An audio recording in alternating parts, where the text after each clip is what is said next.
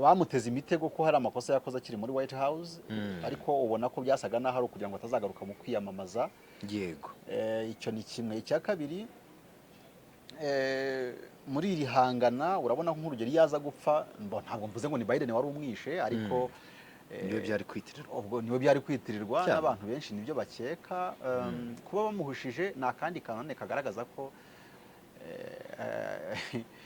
ashobora kuba akomeje kubabana ingorabahizi cyangwa se ingorane kakasi. Rero bakaba akomeje kukaza umurego, kandi biriya bintu nabyo bikora campaign yo kuba abaturage bamukunda. Vuga ati muntu wacu bizakomeza kugorana nubwo batwigisha ibirebana na gender equity na equality, ariko bo ntago babyemera. Ntibabyemera kubera iki? Mu bihe byashize Clinton, madame nyine Hillary yatsinze Trump, ariko banga ko ayobora.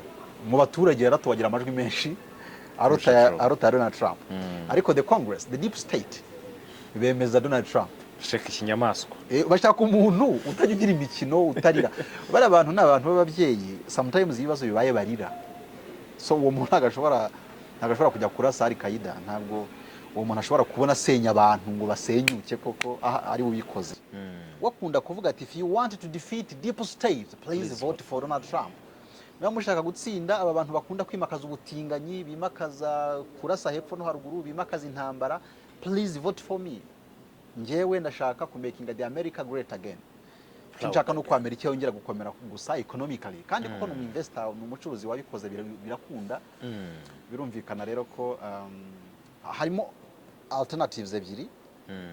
Bashobora kuba bashaka gupiyona Michelle Obama nk'umuntu rwose bishoboka ko banakwizera ko yategeka Amerika, cyane ko wenda yabakorana n'umugabo we afite yagirirwa icyizere kuruta Kamala Harris. Nubwo nabatoroshye, nawe ni umukogoto mu mirwanire ya Amerika kuko amaze igihe mu butegetsi, umuhanga wize science politique na economy. Ibyo bintu byombi rero ni ibintu mu by'ukuri kwiga science politique neza ni ukuyivanga na science economique, kuko uzi teori politique strategie zayo, ukaba ufite uzi n'imbaraga, uzi n'amateori y'ubukungu. Yego.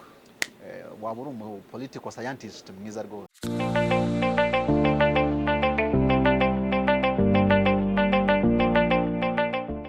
Turi Global Pano, gendeye amasezerano ubasuhuza, twizere ko mumeze neza mudukurikira muherereye mwese. Turi kumwe na Modeste Nkurikiyimana, umusesenguzi wacu. Namahoro Murandi. Uko niko kera mu Kinyarwanda abantu basuhuzanya ati se muri amahoro, bati namwe murandi. Turayari. Muri andi mahoro. Natwe turayari rero yandi. Nange muri amahoro. Good. Turayari, twishimiye kongera kwakira Modeste Nkurikiyimana kuri kamera zacu, muramubona namwe kuri screen zanyu.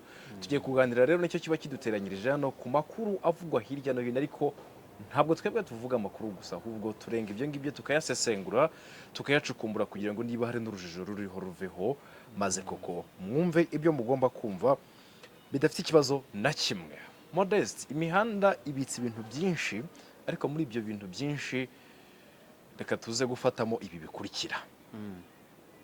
Dufite amatora muri Leta Zunze Ubumwe za Amerika, cyangwa se Leta Zunze Ubumwe za Amerika ifite amatora mu kwa 11 ku itariki 5, ariko bamwe mu bantu bagaragaraga yuko bagomba kuyahuriramo ku mwanya wa president aribo Donald Trump ndetse na Joe Biden. Umwe muri bo yamaze gukura make karenge ariwe Joe Biden. Byatangiye ari ibyifuzo bya Donald Trump, nta muntu dufite, abademokrate nta muntu mufite, nta muntu muduhanganye, beta ko ava ku bintu hakiri kare, bamuryamaho mu buryo bwose bushoboka, ariko yaje kugeraho mwiretere isobanutse cyane, uza kudufasha kwandastandinga, kumva, ariko twebwe turaza kuba twibaza ngo uku gustepinga down cyangwa se kwikura mu matora kwa Joe Biden gusobanukiye kuri politiki y'abanyamerika.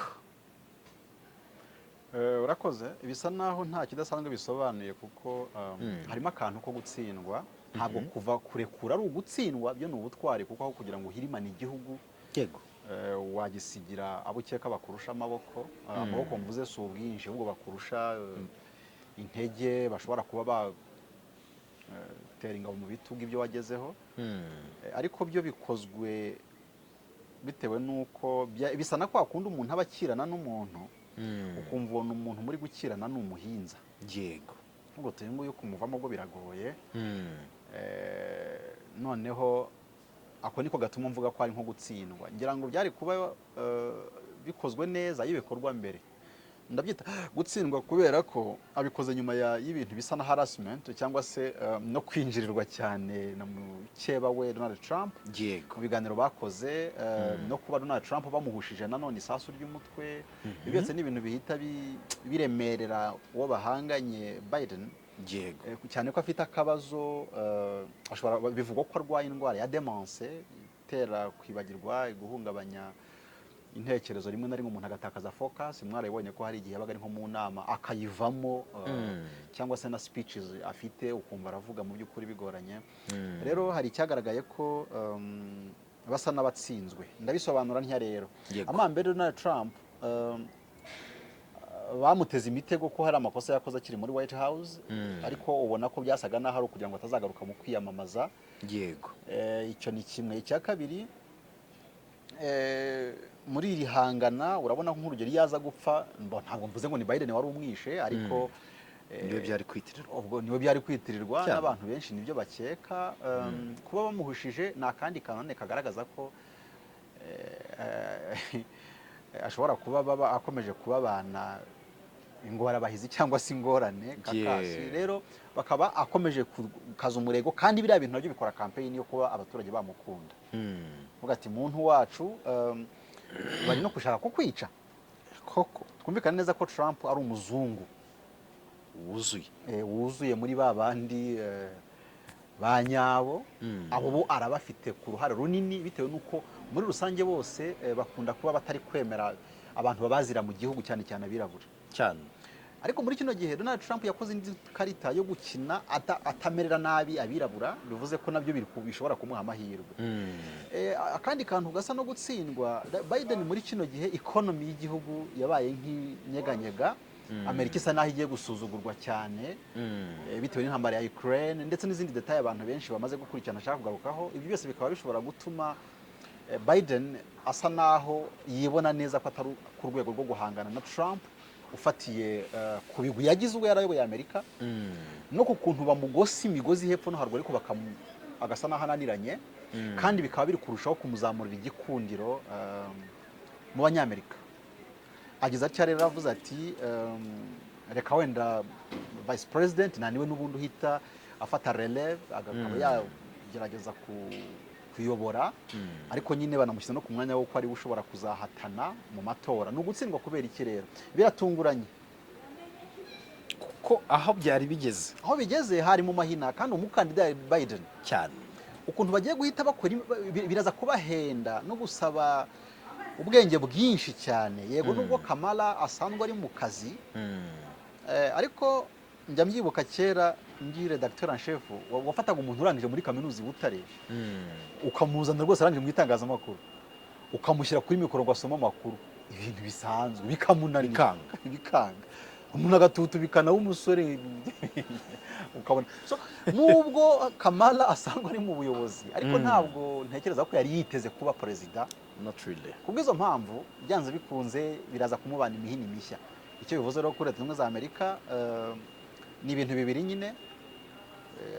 Icya mbere ni uko dukomeje kubona ko n'abari nk'abandi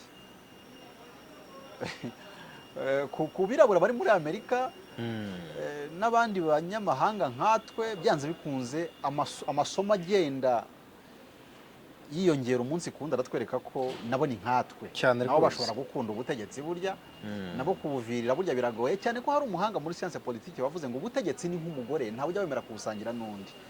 Njye ntawe mfite, aba bafite hari bazabikurikirana bazaduha amakuru mpamo, ariko niko benshi babyemeza. Yego yego, ntihakagire umuntu ukubeshya ko abwanga. Rero icyo ni kimwe, biratuma bakomeza gusa n'abaciriritse nabo. Ariko kuri Amerika nanone isomo ryo ryiza kuri Amerika rizamenyekana abademokarate nibatsinda. Yego, batsinze bwo byaba ikimenyetso cy'uko bakaze koko. Ariko ntekereza ko uyu munsi inshuro ishobora kuba iy'aba Republicans, kuko Donald Trump bizagorana ko bamutsinda. Bizagorana ko bamutsinda, ni nabyo n'undi uwo ari we wese yabona. ku mitego bateze twagiye tugarukaho mu biganiro byagiye bibanza byaragaragaye, kandi hari n'abo twagiye tuganira bakagira bati biraza gushoboka ko Donald Trump utavuga rumwe n'izindi mbaraga ziri inyuma y'ubuyobozi cyangwa se ya guverinoma ya Amerika, biraza kugorana ko bari mu mushyigikire, bari bwemere yuko utavuga rumwe nabo aza kuyobora Leta Zunze Ubumwe za Amerika. Niho nagarutse nkongera nkibaza ngo nibyo koko Kamala Harris ari mu mwanya mwiza wo kuba yaba umukandida w'abademokrate, ariko hari n'urundi rutonde rwari rwasohowe nanone rugaragaza barimo abameya ba leta zigiye zitandukanye muri Leta Zunze Ubumwe za Amerika bashobora kuba abakandida. Niba ntibeshye ndumva hari ubwa mbere, ntabwo ari ubwa mbere umukandida w'igitsina gore yaba ahataniye kuyobora Leta Zunze Ubumwe za Amerika, ariko atsinze bwaba ari ubwa mbere. Yego. Ibyo bivuyeho uwitwa Barack Obama nawe ni ex president wa Leta Zunze Ubumwe za Amerika, yatangiye gusuggestinga ko Michelle Obama ariwe mugore we yaba umukorana uwo biyamamazanya na Kamala Harris muri ariya matora. What if batsinze? Ntabwo bashobora gutsinda, ariko banatsinze ntibatsinda bombi. Icya mbere hari akantu wenda nambaye nk'usimbuka. Barack Obama yafatanije na Biden, ariko abeshya Biden. Hari mu bantu bafashe Biden gutsindwa.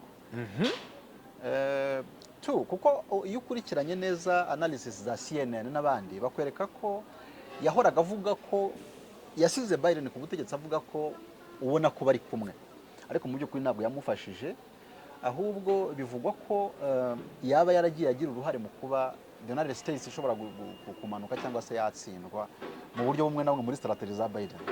Ubu muri politiki barakubwira ngo la politique tue son fils, kandi quelquefois ngo laisse faire des messages. Bivuze ko muri politiki kwica umwana wawe si apfa kuba ari kugenda ibitandukanye n'uko ushima.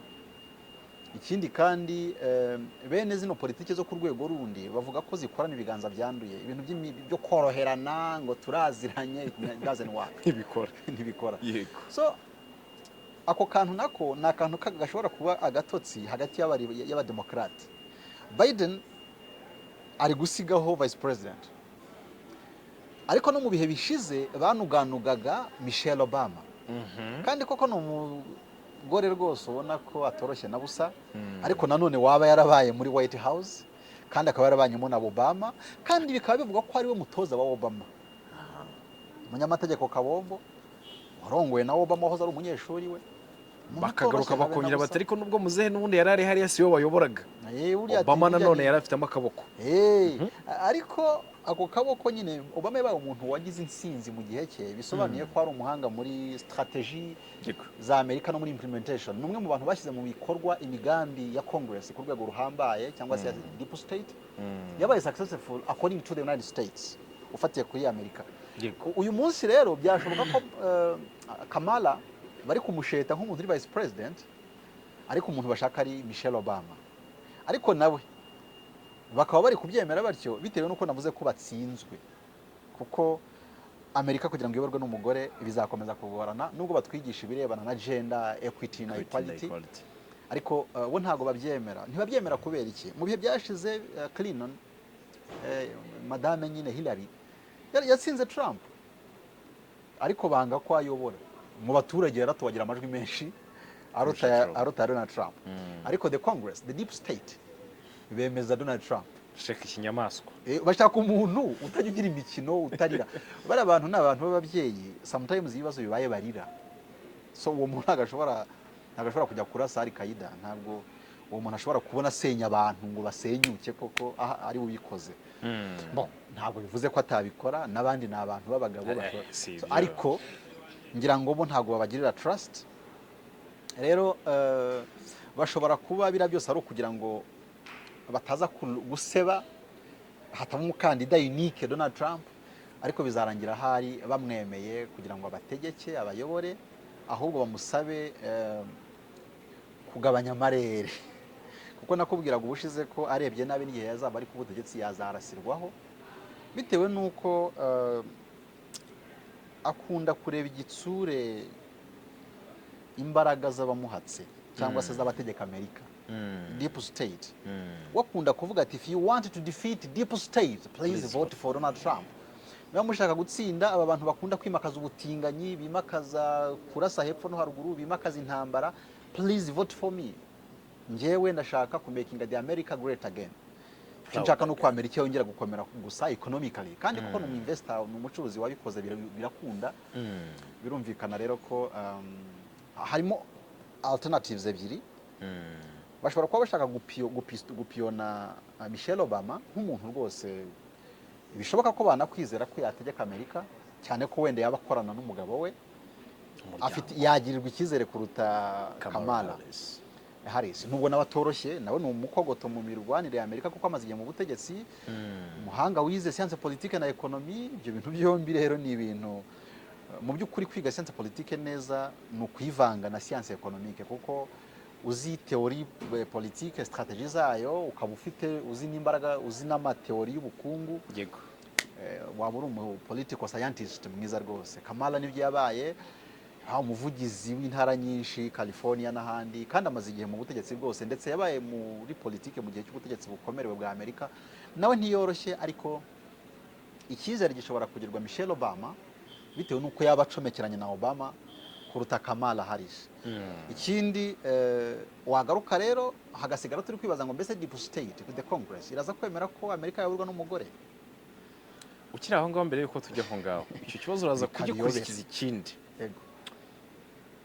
Kamala Harris kubazi iby'amateka n'inkomoko ye, bazi neza yuko afite amaraso avanzemo abirabura n'abahinde, ariko nubwo ari muri iriya politike y'abanyamerika, ibi byo nubwo anuganurwa ko niwe mukandida uri potential aka kanya, buri wese yatekereza, ariko si cyo ngicyo ntabwo gishobora kuza kuba nk'umuziro nanone.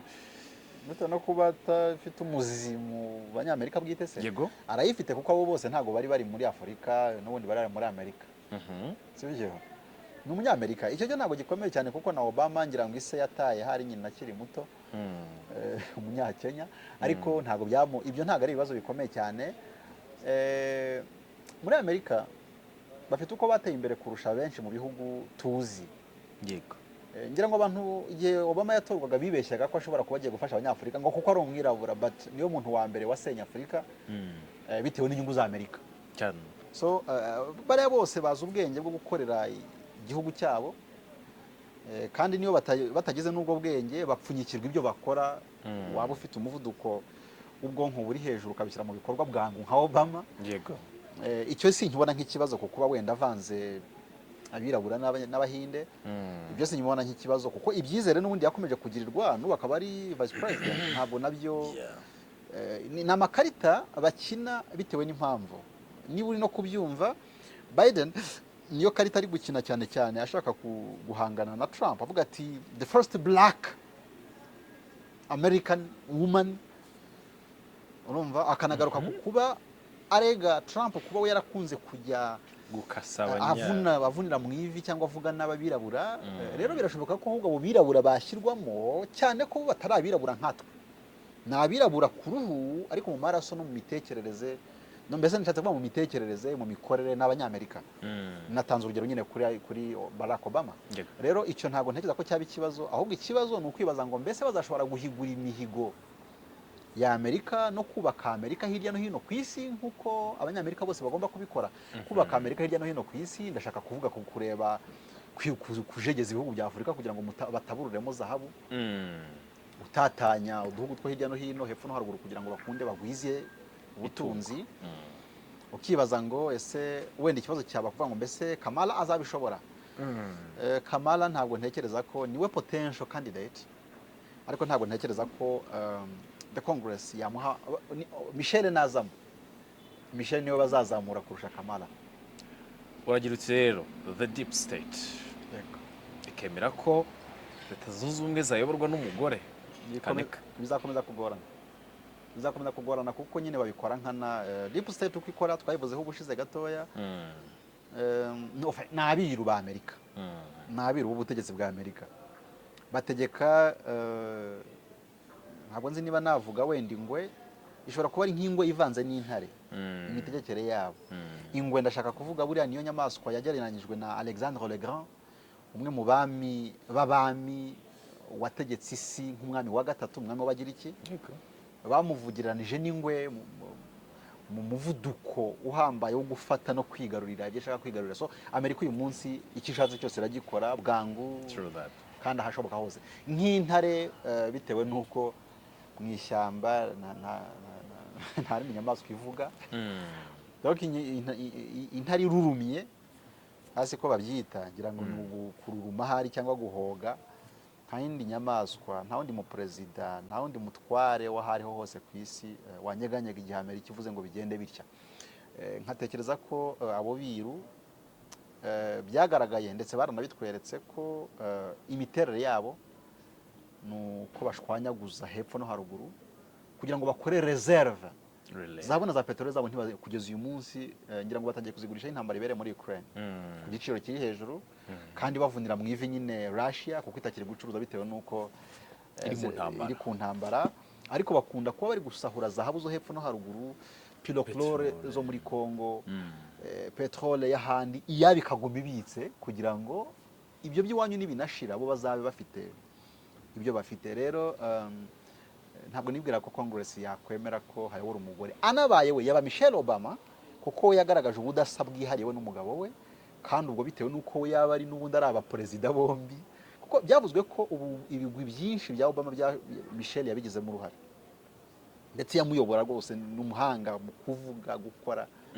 So byashoboka ko we bamwemera bitewe n'uko yaba ayoborana na Barack Obama, kandi Barack Obama akaba yarabaye a successful American president, none hari n'umu black. Byabazamurira icyizere kuruta kuba babiha Kamala, bitewe nyine n'izo mpamvu nyine wenda za racism, nubwo ntibwira ko babishyiramo imbaraga cyane kuko n'ubundi bamugize vice president ari umuntu w'umwirabura, uretse ko bashobora kubikora n'ubundi kugira ngo bakine iyo karita nyine yo kugaragaza ko bari kubazirikana kandi ko nabo bashoboye. Rero inevitablement mu buryo rwose butagajuka Donald Trump agomba gutegeka Amerika. Akomeje kugaragara abo bahanganye bakomeje kugaragaza intege nke. Umwe aragira ati imbaraga zanjye ngiye kuzishyira mu kuyobora igihe cyanjye cyari gisigaye cy'imanda. Neza tugeza mu kwa 11. Muri kino cyumweru ndaza kubabwira rwose uko ibintu byagenda. Ndabaha andi makuru. Undi nawe atahubwo ubwo se buriya ntabona ko yaretse n'akano gahe gasigaye tukayobora. Uwo ni Donald Trump. Ibyo ngibyo bikirimo biraba rero.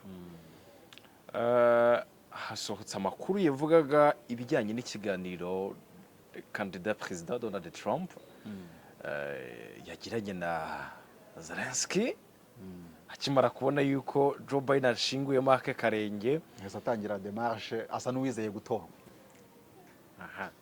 Undi nawe Zelensky ati buriya se ni gute ntayoboka? Zelensky ntaco yise afite, agomba kuyoboka. Ngira ngo umuntu wese waba akomeye iyo amaze gutsindwa, ubusa n'umugani baciye mu Kinyarwanda ko wahiriye mu nzu ntadapfunda imitwe. Iyo uri kubona ukubiswe hepfo no haruguru, umuntu wese ushobora kuba wenda afite umujugujugu, ese wenda ibuye, ese wenda yakugamisha igihe imvura ikunyagera, ugomba kumwemerera. Nta choice afite kwemerera Donald Trump, nubwo Donald Trump yavuze ko azahita bicaza intambara zikarangira. Ariko politiquement parlant, muri politiki hakora burya diplomasi. Ibintu byo kurasana ntabwo bijya bigira intege nk'ibiganiro waganiriye nande, ni bande bari inyuma yawe, ubwenge mind zikuri inyuma, cyangwa se le cerveau, ubwonko buri kugufasha ibyo ukora ibyo. Byanze bikunze wowe nta kidasanzwe namuvugaho. No mu bivuga byavuye mu kiganiro ngo nuko yamubwiye ngo nta madolari ndi buguhe, nta n'intwaro ngomba kuguha, ariko menye ko ngomba guhagarika intambara. Yego, iriya ntambara n'ubundi yari igendereye ibigwi bya Amerika, ariko Donald Trump we akunda kuvuga ko ubwo buryo atari bwo hari ukundi babikora batabanje kwica isura ya Amerika. We niko abifata, kandi koko ari perezida Donald Trump, nubwo abantu bamukomeraga cyane bitewe n'uko avuga cyane. Kandi abahanga bavuga ko on garde son honneur quand on a peu parler. Umuntu wese arubahwa iyo avuga make. Bibiliya ikavuga ngo n'umupfapfa yacecetse bagira ngo ni umunyabwenge. yego So, umuntu uvuga cyane nka Donald Trump yikururira icyangire, abantu bamwanga just kubera ko yabivuze byose ntacyo yasize ntacyo yasize. Niba agaya abirabura avugiraho avugiraho, noneho bikarangira hari abirabura nabo babaswa bakomereye cyane, kuko nk'ibintu yavugaga njyewe ntekereza ko ari amabuye abantu barakwiriye gutoragura bakayegeranya kugira ngo bakore urutindo ruhinduke ikiraro cyangwa se idarage, esikariye abantu bakuririraho. Yaravuga ati you guys abirabura, yabaye nk'uretse abirabura igihe yari perezida. Njye mugereranya na corona, covid-19 n'intambara ya Ukraine. Buri intambara ya Ukraine yahagaritse corona virus. Ntabwo nzi niba abantu baratangiye guquestioninga how hari ukuntu igihe intambara ya corona yari irimbanije hinjiyemo intambara ya Ukraine, iya corona yagenjeje make. Bishobora kuba ziriya virusi nazo zitinya ibisasu. Rero Donald Trump yabaye nk'uretse abirabura igihe abaha agahenge Barack Obama yari yarababujije. yego Twibukiranye neza ko Barack Obama igihe ari perezida niho yashyizeho plan strategique yiswe no fly zone, nuko Gaddafi arapfa, Hosni Mubarak ariruka. muri perezida wa Central Africa ariruka ahinguka muri Congo n'amaguru. Ngo ndavuga Bozize. Hari perezida wundi wirukanse nawe barahambira, bamusanganye ikariso isokoreki kuri kamera, birangira bagiye mujyanye n'Irahe, arafungurwa nyuma. Ubwo ni mu by'ukuri yazazanije Afurika. Mu gihe cya Obama nibwo abanyarwanda bari Tanzania birukanwe avuye gusura Kikwete. Mu gihe cya Obama nibwo ibintu byo mu burasirazuba bwa Congo byafashe indi ntera. Habaye ibibazo byo gusenya Afurika, birumvikana mu nyungu za Amerika. Donald Trump aje ibintu yarabihinduye. yego Umuntu yishe ngira ngo nawe yamwishe ari ukugira ngo yerekane nawe ko ashobora kwica. Ni Kasim, generali muri Aziya. Nawe agira cyamwicira iwabo nawe kugira ngo wenda agaragaze ko nabyo bishoboye ariko atabikora. So byashoboka ko Donald Trump ubu ngubu yaba yarabonye nawe isomo rizatuma agira amagambo make cyangwa se agabanya kuvuga, bikaba bishobora kurushaho kubaka igikundiro. Ariko nanone abirabura nabo bari bakwiriye kuba bari tayari biteguye, bari stand by kugira ngo bamenye ko niba akunda kubaha agahenge, nibagira amahirwe the Congress ntimutegeke kwica cyane cyangwa gusenya cyane.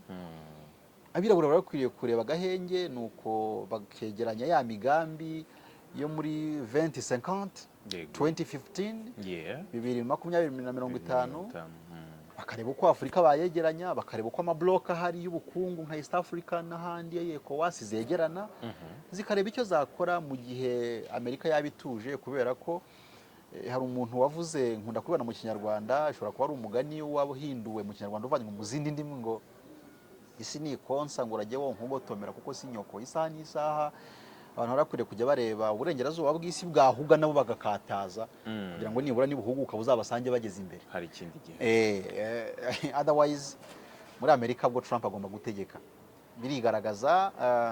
Bashaka baba nabo bari gutereninga bari ababyeyi ngo nabo bajye guhatana mu matora na Trump, ariko bagahita batangira na campaign yo kumubwira ati no Lord Trump rwose gerageza, nyine turi kumwe, but ushobora kugabanya amarere, ushobora naho ubundi ntabwo mbona abakandida biteguye kuba badifeatinga cyangwa batsinda Donald Trump. binashoboka ko aho kugira ngo baze gushyira imbaraga ahubwo ku bagore bari buze kuzishyira ku kumvisha Bwana Trump. Yego, niyo strategy ishoboka, ariko kugira ngo ataba kandida unique nyine bagashyira habo babyeyi nabo, kuko biratunguranye. Nta wundi muntu, nta yindi figure, nta wundi muntu muri scene politique ya Amerika uhari cyane ugaragara nk'ushobora akotana na Trump. Trump uterura agatimba hasi ibintu byose, Trump utaba ufite imikino na mike. So kumukiranya na bari ababyeyi ntabwo ntekereza ko ari umukino waza kuborohera. Ahubwo uyu mwanya ntekereza ko bashobora kuba babitangira, bagakora lobbying, bakamunegosiya, kandi birashoboka nyine kuko nawe ibyo yigira birangira ari umunyamerika. Bagakora win-win. bakamusaba ko yabatimba hasi gakeya, bakamuba bugufi, wenda bakamugira inama y'uwo yazagira wenda vice president, noneho bakajya bashobora nabo wenda kuvunagura bavuna hepfo no haruguru. Ariko sinzi gusa icyo batazashobora, bishobora kuba guhagarika intambara ya Ukraine, byo batazabimuvanamo, kuko we afite imibarabara akagaragaza ko biri mu bintu byahombeje Amerika mu buryo bw'ubukungu, ariko binatesha agaciro Amerika bitewe n'uko nyine byagaragaje Amerika nk'igihugu giciriritse. Amerika kuva kera kose abantu barazi ko aribo bageze ku kwezi mbere y'abandi, bazi ko abantu barasa bagatsinda uwo ari we wese. Ariko Russia mu gihe cy'imyaka itari myinshi, Putin mu guceceka kwe yabereye atweretse ko burya hari umuntu ushobora kubarasa, kandi nabo bakabyemera, kuko imyaka ishize yose babaye nk'abazinze umurizo, ntabwo bagaragaje kumutinya. Ntabwo mvuze ngo azabatsinda, nta nubwo yabatsinda buriya Russia, ariko nabo ngira ngo bareka guhanganira, kuko bazi neza ko yabakora ahantu nabo yabavuna ku buryo bazakenera ubwungo buzagorana. Hari akazi yabakoramo bikazatuma imvune yabavuna izabasaba igishoro cy'imari itari ngombwa cyane, ko aba political scientists cyangwa se abantu bize science politique rimwe na rimwe bajya bemera teori ivuga ngo après la guerre ni le vainqueur ni le vaincu ni le gagne. Burya nyuma y'intambara yabo watsinze n'uwatsinzwe ntawe bayungutse, bitewe n'uko intwaro, amasasu n'ibikoresho byose washoye mwaho n'amafaranga, cyane ko intambara isaba amafaranga menshi cyane, iyo uza kuyashora ahandi ntabwo iteka ryose uyagaruza. Iyo uza kuyashora ahandi wari kuba ugeze kure, nawe utsinzwe iyo uza kuvunura ukabivamo ntabwo wari kuba wakomeretse bingana bityo.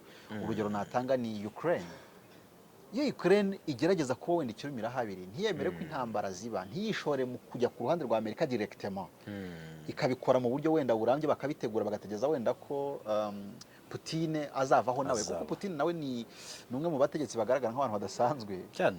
Ubwo rero ariko yemeye ko barwana, baramuhuragura, igihugu cye cyabaye intabire. Ntabwo kubaka Ukraine ari ibintu bizapfa koroha, biragoye. Nkuko basenye Libya na n'uyu munsi, byakabaye ari ishuri abanyafurika bose bigiraho, ariko byaragaragaye ko kuzongera kuyisana ngo ibe Libya ya Gaddafi bizagorana. Rero intambara zirasenya ntizubaka, abazishoyemo bose bagomba kuba biteze ahandi bazungukira, kugira ngo bashobore kubona amabuye meza ibihugu bagasana ibyasenyutse.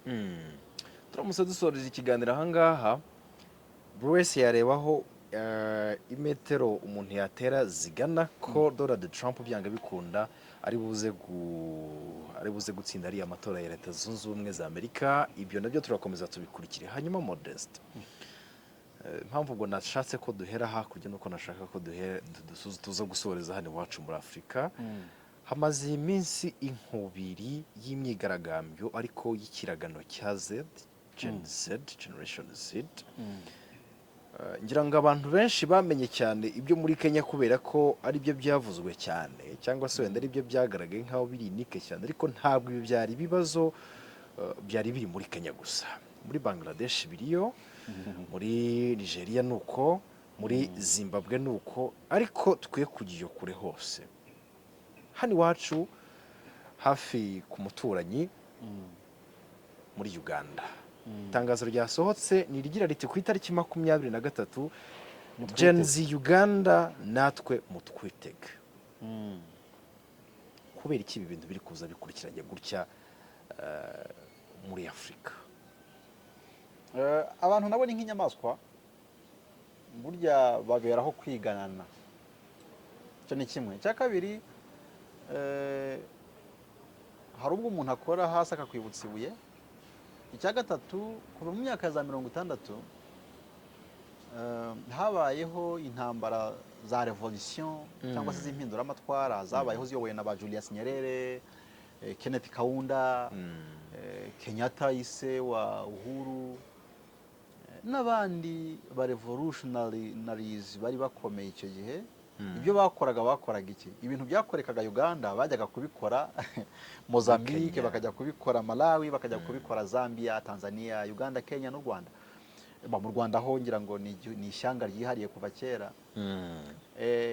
Iyo nkubiriro yo muri 60 kugeza mu myaka za 80, nariho burana ba Museveni bakomoye umwuka wo kuvuga w'impinduramatwara kuko Museveni buriya yemeranaga na Nyerere niyo mpamvu hari intambara ntari kwibuka yo mu Kagera ufite niko yitwa vita ya Kagera intambara Idi Amin yakorejejemo agati mu ntozi nuko ihakurasayo bamurashisha imbunda zabaye amateka y'Abagande zitwa Sabasaba bazise Sabasaba just kubera imirasire yazo ibintu ntago hahise hafatwa n'izina yego iyo ntambara y'Akagera yabaye intambara iteguwe ngira ngo yarageze n'uruhare mu kuba yarahaye inkinya ba Museveni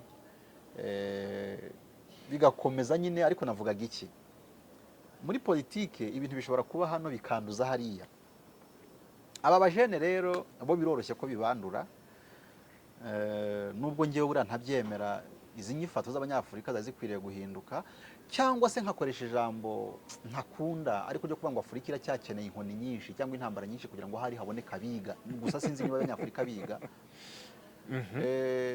biriya bintu byo muri Kenya yego bishobora kugira akantu keza kari positive bizana ariko ibyinshi bizaba bibi n'ahandi bizaba nuko bizagenda generation Z ku bantu batabizi n'urwunge cyangwa n'urubyiruko rwavutse mu myaka y'ubu mu by'ukuri imyaka biti ya nyuma Z ikaba ariyo nyuguti ya nyuma mu ngombajwi za rero nta bantu nyine basa n'abadafite icyo bitayeho banigira nk'abadafite icyo bahomba nubwo ari bo bahomba bitewe n'uko nibasenye iby'ababyeyi babo bubatse nta handi bazungukira cyane ko bafite nk'abakogoto bake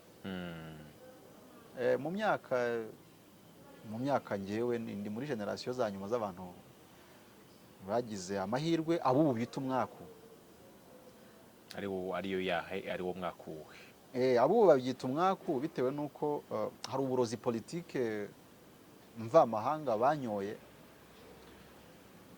twebwe muri primaire ndabyibuka twigaga za konjigezo hagashyirwaho n'igitsure rimwe na rimwe n'iminyafi ikazamo tugacyahwa bya nyabyo ku buryo ubwonko bukanguka bukaba burimo umuriro ugurumana uvuga uti ngomba kumenya konjigezo kandi uyu munsi rwose unjyanye nko muri Kongo cyangwa mu Bufaransa nk'icyumweru kimwe nabandi kuvuga igifaransa ntumenya ko ndi uwino ndakubwiza ukuri ibyo kandi twigaga imibare ugasanga urafata amara zose mu mutwe ntabwo ngiye kuvuga ko ndi umunyamibare cyangwa ndi n'umunyendimi ariko bifite umusemburo byashyiraga mu bana bo muri iyo myaka ubwo hari hakiri igitsure mbese ukemera ko n'imvura burya yakunyagira rega ku isi ubwayo iradadiye nubwo abantu baribeshya ngo uzumva abantu bakubwira ngo ukomeze ibintu oya ibintu birakomeye ubwabyo birakomeye by nature kubikomeza nta kindi uretse nawe kwikomeza kugira ngo ushobore guhangana nabyo otherwise mu isi ntawigeze atsinda aryamye cyangwa yifumbase rero generasiyo Z ni generasiyo z'urubyiruko rukubita hasi gusa urutitaye ngo biraza gusoza bite iyo nkubiri rero wenda nuko nari ngiye hirya cyane ariko byari ngombwa ko tufasha n'abantu bandi batazi Gen Z icyari cyo ni impine muzakunda kubibona banditse ngo Gen akarongo harya karakarongo bakita ngo iki underscore ni slash uvuze icyo ni Ikinyarwanda sure mu Kinyarwanda se turakagira mukoye hatabamo karahari ubutaha tuzakora ikiganiro aho nzamvuga Ikinyarwanda abantu bakajya gushaka mu nkoranya kuko ibi nabyo ni ikindi kibazo cyo kuba tudashobora kumenya amagambo y'iwacu kandi ahari ariko tuharenge Gen Z ni generation Z nyine ni abantu biyise icyiciro cya nyuma cy'ababayeho ubwo n'abantu babyumve nyine ku bakristu bishobora kuvuga igihe cy'imperuka yego ku bantu bandi bishobora kwiyumvikanisha nk'abantu bakora byose bakaze hari rero bigomba gufata iyo ntera nyine bitewe n'uko hamaze imyaka isaga 15 Abanyafurika batozwa ibintu bitari byiza byo koroshya ngo ubuzima byo gusandaguza ibyo usanze byo kutihangana byo kutihambira ushaka intsinzi nyamara ababikurikiranye bemeza neza ko success cyangwa se intsinzi ni ikintu ugezeho nyuma yo kwiyuhakuya ntabwo ari ikintu ugezeho kubera ko asa kigusigiye cyangwa se ari impano uhawe no ni ikintu ugezweho nyuma y'intambara nyinshi uhatanira kukigeraho cyane uyu munsi ariko twebwe dushaka gukira vuba kubw'izo mpamvu abajene baba bashaka kuvanaho perezida batitaye ku cyo yamara cyangwa no ku cyo izo ntambara bari gukora ziteye, bashaka gusa ngo uko avaho. Icyakora ntabwo nshatse kuvuga ko hatari abaperezida nabo banunira nta kindi bahamara, ari ukwikunda gusa. Icyakora iyo nkubiri iraza kubaho, igomba no kubaho. Ikibabaje ni uko wenda ahubwo aho yari ikwiriye kuba itari hiba, ugasanga ibaye ahatari ngombwa. ubu muri Uganda ho hari hakwiriye ko iyo nkubiri itaza gusiga ibyaho. Uganda uraza kunyihanganira nse n'uyifata kugira ngo ntaza kuvuga ngo Museveni arashaje, kugira ngo kandi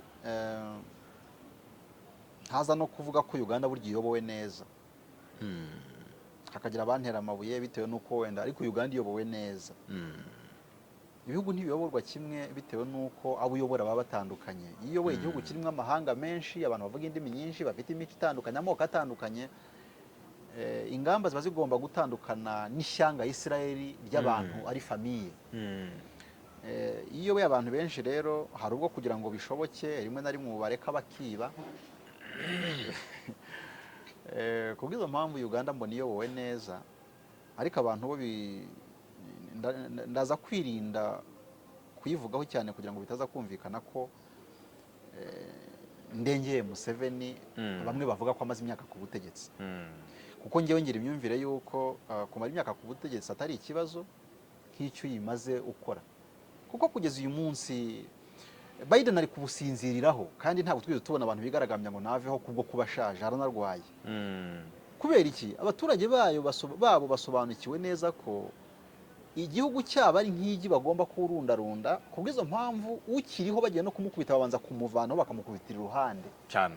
Aho twebwe ibihugu tubifata nk'ahantu dushobora kumenamo esansi tugatwika tutitaye ko natwe turahiramo. Very sure. That is the challenge. Icyo nicyo kibazo Afurika igifite, cyangwa n'ibindi bihugu bitari byatera imbere. Rero njye mu kubaho kwanjye ntabwo njya nemera, nta nubwo nakwemera, sinanemera yewe ibintu byo kuvuga ngo abantu batwike bakubite hasi bafata ibirango by'igihugu bamenagure. No. Museveni aragira ati, narababaye ubwo nari mbonye abajene n'igipolisi n'igisirikare bagambaniye Ruto, kugeza ubwo urubyiruko rwinjira mu nteko cyangwa muri perezidanse bakavana nk'ibirango by'igihugu bagaturagura hasi, abasirikare bakabareka ngo bari kuba professional.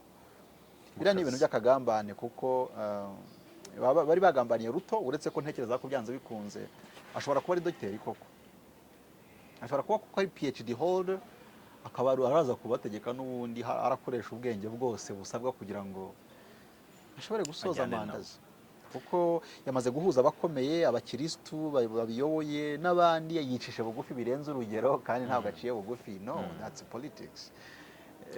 Ariko ntibirabikwiriye nyine. Museveni aragira ati, waruvuze ngo Uganda iyobowe neza.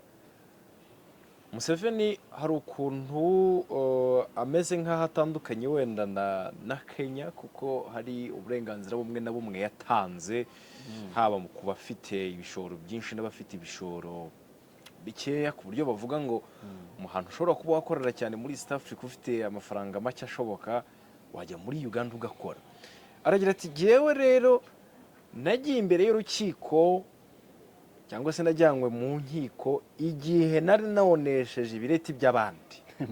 Museveni atari ko rero kuri inshuro bano bana bari gutanga integuza ejo ku tariki 26 ko muzaza mugakora ibyo ngibyo, niteguye kongera kubagira imbere y'urukiko mwebwe, kuko nimba afata muri guhutaza abamerera nabi, muri guhutaza iby'aba bamama bishyiriye ku mihanda utwo bari kwicururiza, unyuraho bakaguhereza mbega ni nko kubabwira ngo ngaho ni mukuri imyigaragambyo iri Pacifique, ariko nimukina sinzakina namwe. Museveni n'umusirikare uri mu basirikare batari abagenzi. Museveni ni umusaza uri ku myaka itakigira icyo itinya, ntajya ahomba nawe. Oya, guhomba bwo ntiwabura icyo uhomba burya, ariko ubwoba buba bwarashize. Ariko ikindi, Museveni ni umusaza ufite inararibonye, ishobora kubamo strategy nyinshi zirenze iz'abagenzi. Icyakora nanone iyo buzuye umuhanda tuna amayetaje aragwa ruzaca imana, nta kindi narenzaho. Ariko birakomeye, icyo mvuga nuko atari byo kwifuzwa, ariko ntabwo byari ibintu twakabaye dukumbura nk'abanyafurika. Turacyafite ibintu byinshi bindi byo gukora. Uwagira ngo bari abajene bajye mu mihanda bigaragambye, bajye mu mihanda bari gukora nk'umuganda, kandi ntiwababona, igihugu cyakubakika nk'aho tuvugiye. Wagira ngo mobilization bakorwamo ikoreke mu bindi bikorwa by'umusanzu baba batanga ku gihugu, twagira Afurika ishashagirana yategeka isi ikaba super power. Ariko ntabwo nzi umwuka ubaganisha ibumoso aho kujya iburyo. Iyo nza kuba umuhanuzi nagahanuye bene ibyo, ntabwo nti rungano musigeho, si ukububaka ahubwo ni ukubasenya. Kandi buryo ibyo wisenyeye kuzabisana birakugora, kuko iyo ubisenye neza kugira ngo bigere ku butaka, ariko kuzabyubaka nyine biraguhenda, niwe binasabwa. Aba bajene bakwiriye gusobanukirwa neza ko bari gusenya igihugu cyabo. Abakuru turashaje, babisenye twebwe twakwigendera, ariko bagasigara bari kuvunika imvune zizaba bazasigira gene zizabo cyangwa se generation zizakurikiraho, bikaba imvune, bikaba kubaraga bya bindi byabananiye. Ntabwo ari umuco mwiza muri Afurika ibi bintu twigira. Hari ibyo nemera, tubaye turi kurwanira icyiza, ni byiza ko rwose tukirwanira, ariko sinzigera nita ikintu ko turi kurwana intambara nziza tuza gusenya ibiri mu nyungu z'igihugu, ibyagezweho. Ntabwo biriya bishoboka. Abantu baramutse bigaragambije bakajya nko guhiga nka perezida bakamufata hari bashaka bakanamuniga ubwe. I can agree with them, nakwemeranya nabo, nubwo nabyo biri stupide, nabyo ntabwo ari iby'ubwenge. Abantu baramutse bigaragambije bavuga bati ntabwo twebwe turava hano tubanje gushyiraho perezida witwa Emma, at least it's okay. Navuga ngo bano bantu bafite ubwenge najyamo nanjye, kuko hari abaperezida ubona rwose atari abaperezida. Kandi mu gitabo cy'umubwiriza umwami wabayeho witwa Salomo akayobora isi mu bihe bye, aravuze ngo hari ibintu bine bitigisa isi kandi bituma n'isi itabyihanganira. Aravuga ngo niyo umuja yabaye umwami, umugaragu yabaye umwami. Muri no minsi dufite ingorane zikomeye cyane z'uko abakabaye abanyeshuri bo bahindutse abarimu. Mbese ugasanga nk'umuntu ni perezida ariko adafite ikintu ubwe, nta n'ibintu bimwe kimwe bibiri bitatu yashobora gukora niwe, akaba gusa yarakoze tekinike na strategy zitoroshye zo kugira ngo gasongere k'igihugu. Ariko nyine nta kindi narenzaho uretse kuvuga ngo guys, rungano, reka abantu tujye twiga gukoresha ubwonko, ibintu bishobora kutugirira umumaro, bishobora guteza imbere. Erega mujye munabireba, njyewe ndibuka abantu bakwiriye gukomeza kwiga. Sinzi impamvu abantu batinya kwiga, icyakora gutekereza nyine ngo biravuna. Donald Trump ajya kuva ku butegetsi baramurwanyije benshi cyane mu banyamerika. Umunsi umwe atangiye intambara na Iraq, igihe yarasaga Kasimu, abanyamerika bose babaye quiet, bareba uburyo ayirwana. Oya, ahubwo baramufasha kuko icyo cyo kiri mu nyungu z'igihugu cyabo. Ariko bya bindi bashobora gukomera bagira ngo bagutere igihungu uveho, ariko iyo babonye hari akantu uri gukora gashobora kuzana inyungu z'igihugu baragushyigikira, bakutiza amaboko. Bisobanuye neza ngo burya si mu nyangire, si itiku, si ubwoko biguteye, ni ishyaka, ni umwete, ni ubutwari bwo gukunda igihugu. Twebwe ingorane y'Abanyafurika ntabwo ibyo twigaragambyamu tubiterwa n'ishyaka dukunze igihugu, ahubwo twabaye abantu bavuga ngo turwanire Emma wacu mu bwoko bwacu nawe ategeke igihugu. Ntabwo twagitegeka twese, ahubwo tukwiriye gufasha uwari wese wategetse kugira ngo agende neza, no kumuha inama zikwiriye bitabuzanije neza ko waramutse akoze ibitari byo twagira ama message cyangwa se imyigaragambyo dukora itagira ikihungabanya, kuko icyo twisanyiye cyose tuba twihemukiye. Ntabwo wakwirasa ngo wihushe, ariko ubundi tubikora nabi. Rero abagenzi abino n'abahandi ntibashyira imitima impembera, barebe niba ibyo bari gukora bigendereye kubaka, nzajyana yibuye, ariko niba ari ibisenya ntibampeho. Kadukortira. Kagushimire cyane. Urakoze cyane Bwana Modeste Nkurikiyimana kuri ibitekerezo ndetse n'ubusesenguzi ku makuru twari turimo tuganiraho, ndetse kandi ibiganiro byacu byo murakomeza mu bikurikire kuri Global Panel, ndiyo masezerano.